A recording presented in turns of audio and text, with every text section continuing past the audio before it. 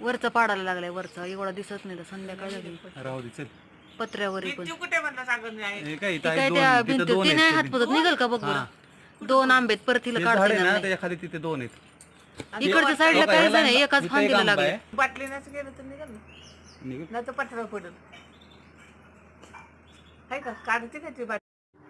अगदी 1800 रुपये डझन इतका आंबा होता. पण तेव्हापासून माहेरी आले की मुलांना ही आंब्याची पेटी, देवगड हापूसची, आणि हे आंबे पहिल्यांदा असं म्हणता येणार नाही, पण सेकंड टाईम, फर्स्ट टाईम आंबे एवढे मिळालेच नव्हते, गळून पडले होते. तर सेकंड टाईम आंबे आले होते तर ते आंबट होते. त्यामुळं हे देवगड हापूसचे आंबे बाहेरून मागवले होते. केशर आंबा, देवगड हापूस आंबा, आणि हिरवे कच्चे दिसत आहेत हे झाडाचे आंबे.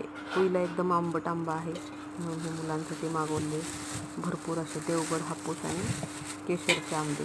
किती का महाग असेल ना, पण मुलांच्या आवडीसाठी खर्च होतो, खर्च केला जातो तो फक्त माहेरच. तर जोपर्यंत माहेर आहे तोपर्यंत तुम्हाला आणि तुमच्या मुलांना कोणत्याच गोष्टीची कमी नाही किंवा आधार असतो. आणि जीव लावणारी माणसं ती फक्त माहेरीच आहे असं मला वाटतं.